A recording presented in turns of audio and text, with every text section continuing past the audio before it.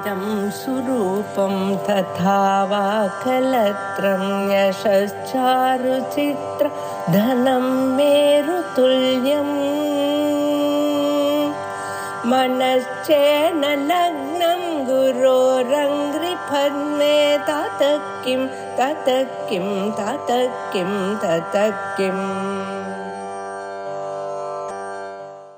अप्रमेयो हृषीकेशः पद्मनाभोऽमरप्रभुः विश्वकर्मा मनुस्त्वष्टा स्थविष्ठस्थविरो ध्रुवः इति षष्ठः अयं श्लोकः। अस्मिन् श्लोके अप्रमेयः हृषीकेशः पद्मनाभः अमरप्रभुः विश्वकर्मा मनुः त्वष्टा स्थविष्ठः स्थविरः ध्रुवः इत्येवं पदच्छेदः इमान्येव च नामानि भवन्ति। तत्र आदौ अप्रमेयः इति नाम। न प्रमेयः अप्रमेयः प्रमातुम् अशक्यः प्रमाणैः परिच्छेत्तुम् अशक्यः अप्रमेयः इति पदम्। आत्मस्वरूपमेव भगवान् इति कृत्वा प्रत्यगात्मनः स्वरूपमेव भगवान् इत्यतः प्रमाणेन अवगन्तव्यः नास्ति, प्रमाणेन प्रकाशनीयः नास्ति। यद् बाह्यं वस्तु तदस्माभिः प्रमाणेन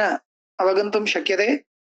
इदं च सर्वान्तरम् आत्मन एव स्वरूपम् इति कृत्वा अवगन्तुं प्रमाणेन अवगन्तव्यं नास्ति स्वरूपम्। अतः भगवतः पारमार्थिक स्वरूप प्रतिपादकानि यानि प्रमाणानि तानि सर्वाण्यपि लक्षणया प्रतिपादयन्ति भगवतः स्वरूपम्। अथवा भगवत् स्वरूप प्रतिपादनं नाम तद्भिन्नस्य सर्वस्य ततः व्यावर्तनमेव इत्यादि विशेष विषयाः वेदान्तशास्त्रे अवगन्तव्याः। माङ् माने इति धातोः कर्मणि यक् अनन्तरं यत् प्रत्ययः अचो यत् प्रत्ययः शक्यार्थे। तथा च मेयं मातुं शक्यं मेयं मातुं शक्यं मेयं मातुं शक्यः मेयः ज्ञातुं शक्यः निर्णेतुं शक्यः। इदं तु अप्रमेयः। भगवान् अप्रमेयः इति कृत्वा तस्य विपरीतं स्वीकर्तव्यम्। अप्रमेयाय नमः इति चतुर्थ्यन्तं प्रयोक्तव्यं। ततः परं हृषीकेशः इति नाम। हृषीकाणाम् ईशः हृषीकेशः। हृषीकशब्दस्य अनेके अर्थाः लभ्यन्ते। हृषीकम् इति इन्द्रियम् इत्यर्थो वर्तते। एकः अर्थः हृष्यति विषयैः इति हृषीकम् इन्द्रियम् इति। तत्र हृषहृष्टौ हृषहृष्टौ इति धातुः। तस्मात् धातोः कन् प्रत्ययः हृषीकम् इति रूपं हृष्यति विषयैः इति हृषीकशब्दस्य इन्द्रियम् इत्यर्थः। तेषां नियन्ता जीवः। जीवस्तु परमात्माभिन्नः इति सूचनार्थं हृषीकेशः इति पदं परमात्मनः नामधेयत्वेन अत्र स्वीकृतम् इति वक्तुं शक्यते। अथवा हृषीकाणि इन्द्रियाणि अस्य वशे भवन्ति इति अयं हृषीकेशः इन्द्रियनियन्ता इन्द्रियाणां नियन्ता इत्यर्थे हृषीकेशः इति शब्दः सम्भवति। अथवा केशशब्दः स्वीकर्तव्यः। हृष्टाः केशाः यस्य इति हृषीकेशः इत्यपि पदं सम्भवति। केशशब्दस्य प्रसिद्धः अर्थः स्वीकर्तव्यः। अथवा रश्मयः इति केशाः केशशब्दस्य रश्मिः इत्यर्थो वर्तते। तर्हि केशाः रश्मयः।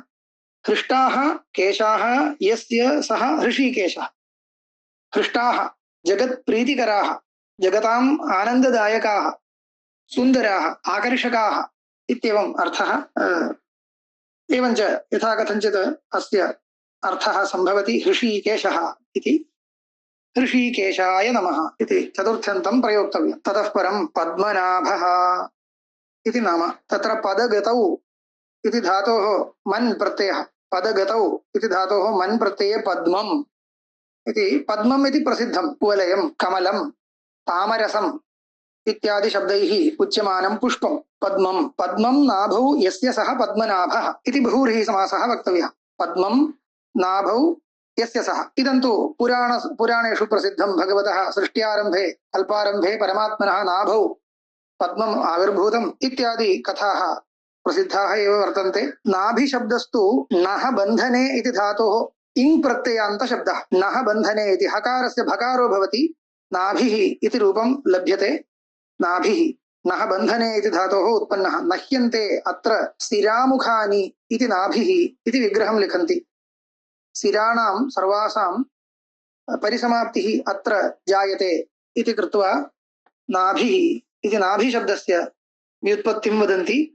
एवञ्च पद्मं नाभौ नाभौ पद्मं यस्य वर्तते सः पद्मनाभः इति पद्मनाभाय नमः इति प्रयोक्तव्यं। ततः परम् अमरप्रभुः इति अमराणां प्रभुः अमरप्रभुः। प्रभुर्नाम स्वामी नियन्ता रक्षकः।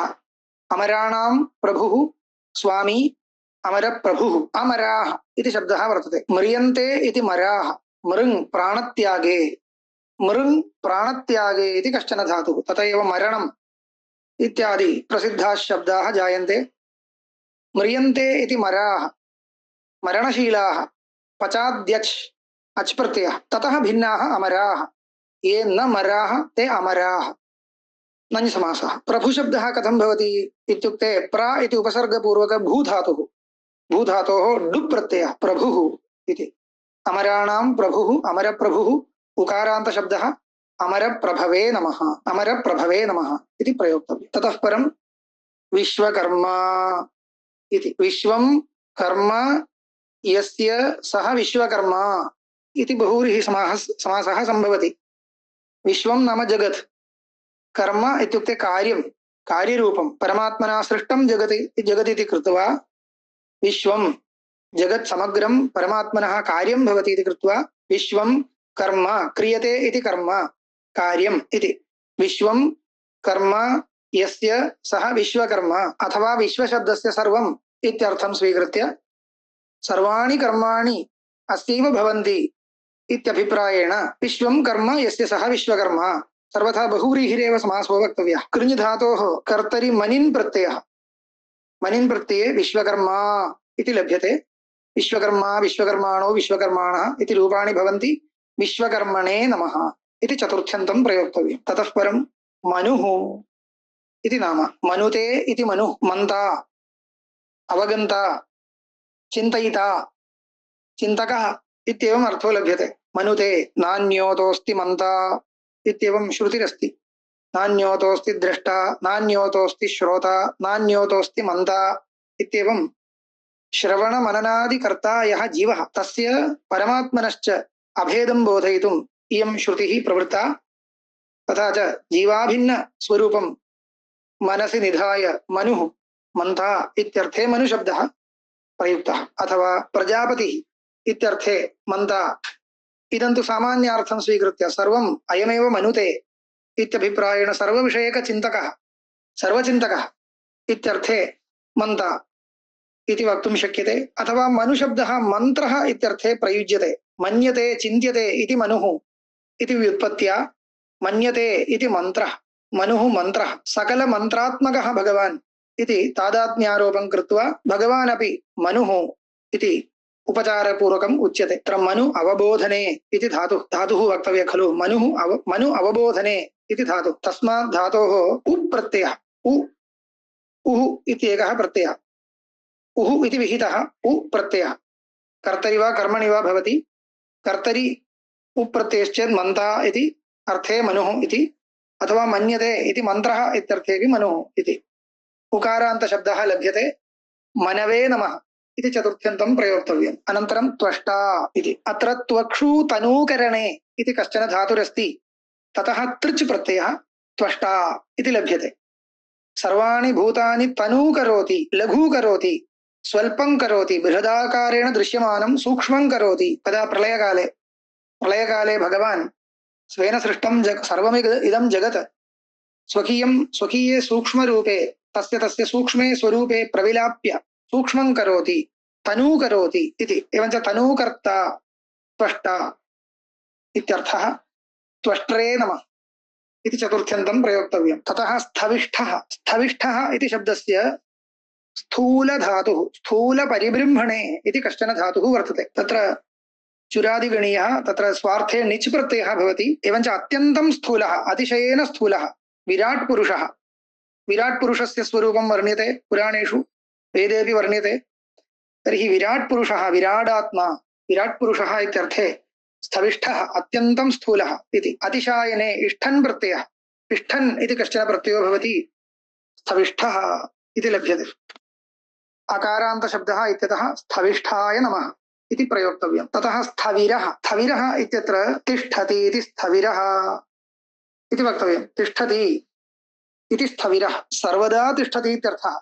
तिष्ठति इत्युक्ते सर्वदा स्थिरो वर्तते अपरिणामी इत्यर्थो लभ्यते। ष्ठा धातोः किरच् प्रत्ययः ष्ठा गतिनिवृत्तौ इति धातोः किरच् प्रत्ययः स्थविरः अथवा ष्ठिवु निरसने इति धातोः अयं कश्चन निपातः इति वा एकत्र व्याख्यानं दृश्यते। स्थविराय नमः इति वक्तव्यम्। अन्ते ध्रुवः इति नाम।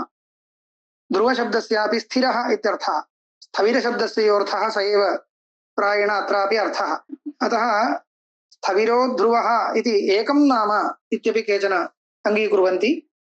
नामद्वयं नास्ति इत्यपि अन्यः पक्षः वर्तते।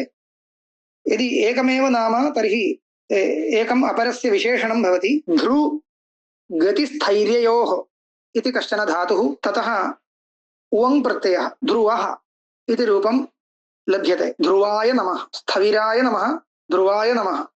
यदि एकमेव नाम तर्हि ध्रुवाय स्थविराय ध्रुवाय नमः स्थविराय ध्रुवाय नमः इति एवं प्रयोक्तव्यम्।